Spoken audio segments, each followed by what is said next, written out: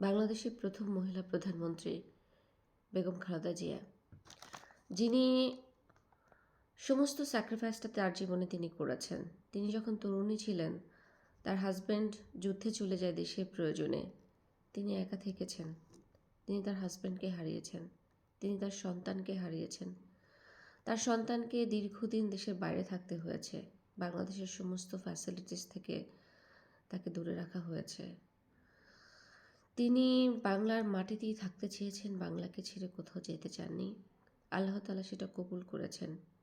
এই নারী একজন সহজ সরল নারী ছিলেন, একজন সরল নারী, যিনি কিনা একজন গৃহবধূ। সেই গৃহবধূ নারী থেকে বাংলাদেশের প্রথম মহিলা প্রধানমন্ত্রী হয়ে ওঠা এবং পুরো জাতির কাছে আজকে তিনি মা হিসাবে পরিচিত লাভ করেছেন। আজকে দল মত নির্বিশেষে সবাই তার জন্য কান্নায় ভেঙে পড়েছে। সবাই তাকে ভালোবাসে, সবাই তাকে শ্রদ্ধা করে, সবাই তাকে স্মরণ করে।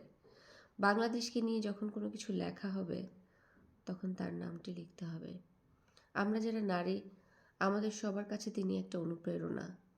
কিভাবে একজন গৃহবধূ থেকে রাষ্ট্রের প্রধান হওয়া যায়, কিভাবে নিজেকে স্যাক্রিফাইস করে একজন প্রতিষ্ঠিত নারীতে রূপান্তরিত করা যায়, কিভাবে এতটা সৌন্দর্য, এত কিছুর ভিড়ে নিজেকে সংযত রাখা যায়, কিভাবে এত কিছু উপেক্ষা করেও নিজেকে অটল রাখা যায়। এই সমস্ত কিছুই আমরা যারা নতুন প্রজন্মের নারী, শুধু রাজনীতি কর্মী হিসাবে না, সকল পেশা নির্বিশেষে তাকে মনে রাখতেই হবে, এর কোনো অবকাশ নেই। আমাকে সবাই বলছিল যে আমি যাতে তাকে নিয়ে কিছু বলি। আসলে আমার কাছে কোনো শব্দ নেই, আমি কি বলবো তাকে নিয়ে বলার